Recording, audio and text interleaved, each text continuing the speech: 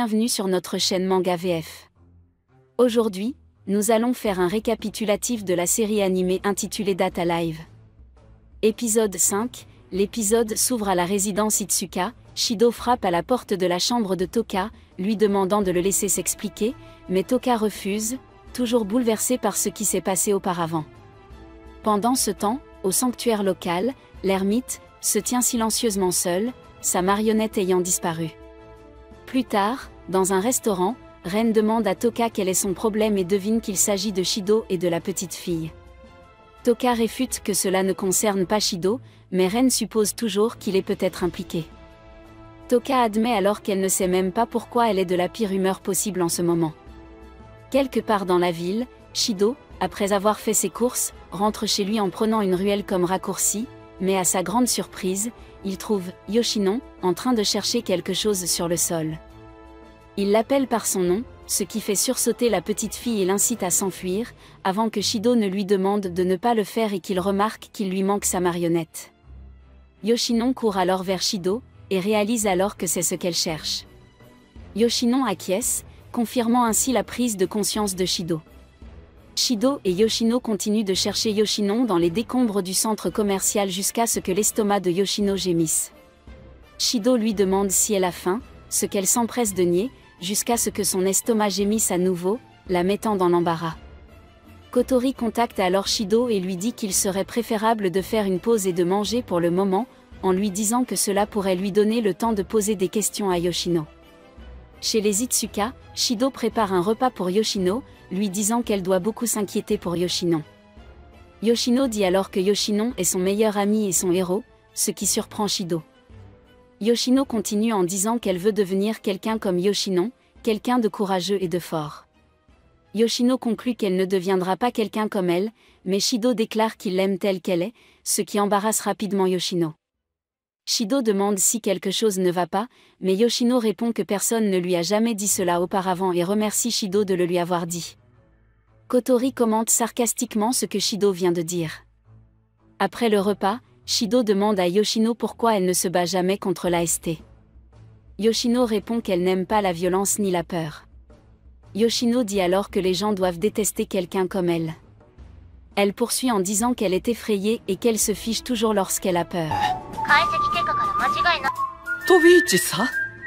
Lorsqu'on lui demande pourquoi, il proclame à Yoshino qu'il est là pour la protéger et qu'ils trouveront Yoshinon, mais qu'elle n'a plus besoin de compter sur elle car il sera là et il déclare qu'il est son héros maintenant. Ému, Yoshino remercie Shido pour sa gentillesse. Shido s'excuse ensuite pour l'incident d'hier, puis tente de l'embrasser pour sceller le pouvoir de Yoshino. Cependant, Toka arrive en essayant de s'excuser auprès de lui et l'attrape ainsi que Yoshino, à sa grande consternation. Quelque part dans la ville, Yoshino est poursuivi et attaqué par les AST. Il tente de les semer, mais Ryuko le coince et parvient à l'assommer momentanément. Alors que Ryuko ouvre le feu sur elle, Yoshino invoque Zadkiel, gelant la zone autour d'elle. Les AST ouvrent à nouveau le feu sur elle mais ripostent en gelant deux membres, ne laissant qu'Origami et Ryuko qui poursuivent Yoshino. Alors qu'elle leur échappe, Yoshino entend Shido l'appeler. Elle aperçoit Shido et s'arrête dans son élan. Alors que Shido s'apprête à lui rendre Yoshinon, Origami tire sur Yoshino, touchant son ange et effrayant Yoshino. Ryuko repère Shido et l'avertit du danger. Zadkiel recommence alors à attaquer, mais Shido se trouve devant l'explosion. De loin, Toka voit ce qui se passe, voyant que Shido est en danger, elle tente d'invoquer Sandalphon, mais n'y parvient pas.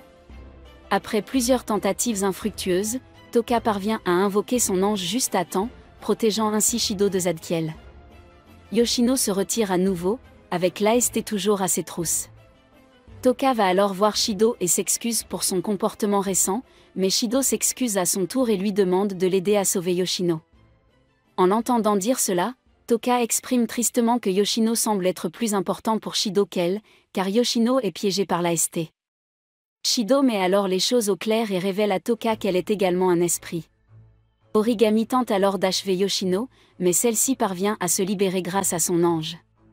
Shido dit à Toka qu'il a promis à Yoshino de faire tout ce qu'il peut pour la protéger, mais qu'il ne peut pas le faire seul, suppliant Toka de l'aider. Shido se redresse alors et assure à Yoshino que tout ira bien, mais elle le remercie d'avoir été gentil avec elle et d'avoir sauvé Yoshino. Shido dit alors à Yoshino que c'est son tour d'être sauvé, mais qu'il doit l'embrasser pour cela, ce qui semble contrarier Yoshino. S'en apercevant, Shido se reprend en disant que ce n'était qu'une blague, mais Yoshino se lève et l'embrasse.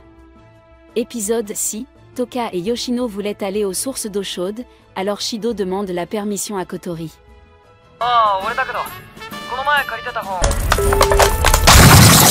L'AST avait prévu de visiter plusieurs sources d'eau chaude dans le pays, mais le voyage a été annulé en raison d'un niveau d'alerte élevé. Le mieux qu'ils puissent faire est de se rendre aux sources d'eau chaude les plus proches. Le capitaine de l'AST, furieux de l'annulation de l'excursion, est déterminé à se rendre à ces sources d'eau chaude. Ratatoskr détecte l'AST en mouvement alors que Shido et les esprits se dirigent vers les sources d'eau chaude. Pensant que les AST s'en prennent aux esprits, Ratatoskr commence à utiliser des moyens non létaux pour empêcher les AST d'arriver à destination. Ponts effondrés, fausses routes, murs bloquant leur chemin, toutes sortes de méthodes sont utilisées. Mais la capitaine de l'AST ne se laisse pas arrêter et continue à avancer. Ratatoskr se lance alors à corps perdu dans la subtilité. Les stands de nourriture commencent à lancer des projectiles, les fleurs commencent à émettre des gaz hypnotiques, les routes sont recouvertes d'huile, mais la situation continue de s'aggraver à mesure que l'AST se bat. Des missiles déguisés en radis, des poupées qui torturent les passants et finalement, une bombe géante. Finalement, ils arrivent aux sources d'eau chaude, mais elles gèlent lorsque la tête de Yoshino tombe. Épisode 7. Dans ce qui semble être une partie détruite de la ville, Origami affronte une jeune fille portant un CR uni complètement différent du sien. Le reste de ses coéquipiers étant à terre, Origami se lance à l'assaut de la jeune fille. Après l'avoir distraite, Origami l'attaque par derrière, jusqu'à ce que le territoire de la jeune fille la protège de l'attaque d'Origami. À ce moment-là, une voix féminine annonce que le temps est écoulé, et l'on apprend qu'il s'agissait d'un match d'entraînement. Ryuko se demande avec étonnement comment la jeune fille a réussi à repousser 10 de ses troupes à elle toute seule. Elle écarte ensuite cette remarque, car la jeune fille a la triste réputation d'avoir déjà tué un esprit. Plus tard, Ryuko demande à la jeune fille de se présenter à son équipe. La jeune fille se présente comme Mana Takamiya, un sous-lieutenant sorcier. Ensuite, Ryuko frappe Mana et Origami sur la tête et leur demande pourquoi elles ont dû détruire l'équipement qu'elles utilisaient lors d'un match d'entraînement. Les deux s'excusent simplement auprès d'elle. Ryuko leur conseille alors de ne plus recommencer avant de dire à Mana qu'ils vont revenir sur leur précédente rencontre avec l'ermite spirituel. Mana s'exécute après que Ryuko l'ait invité à s'asseoir et à se joindre à eux. Tandis que Ryuko diffuse une vidéo de la dernière bataille de son équipe contre Yoshino, Mana et Origami parlent d'abord de Ryuko jusqu'à ce qu'Origami mentionne que les autres ont parlé d'elle et du fait qu'elle a déjà tué un esprit, et Origami demande comment elle a pu le faire. Mana explique à Origami que ces esprits ne sont pas tous les mêmes et qu'elle doit les affronter différemment à chaque fois. Après avoir dit cela à Origami, Mana voit Shido dans le flux et l'appelle mystérieusement son frère, à la grande surprise d'Origami. Un peu plus tard, Origami demande à Mana de s'expliquer sur le fait qu'elle prétend être l'autre petite sœur de Shido. Mana lui demande alors s'il est un ami de Shido, ce qui amène Origami à déclarer immédiatement qu'ils ont une relation, à la grande surprise de Mana. De façon inattendue, une nouvelle élève est transférée dans la classe de Shido. Elle se présente comme Kurumi Tokizaki, un esprit. Kurumi demande alors à Shido de lui faire visiter l'école. Nous avons droit à un peu de comédie lorsque Ratatoskr essaie de guider Shido pour qu'il dise les bonnes choses à Kurumi. En fin de compte, cela ne marche pas. Sur le chemin du retour, Shido tombe sur Mana Takamiya, qui prétend être la petite sœur de Shido. Apparemment, Shido a été adoptée par la famille de Kotori, et Mana est en fait sa sœur de sang perdu.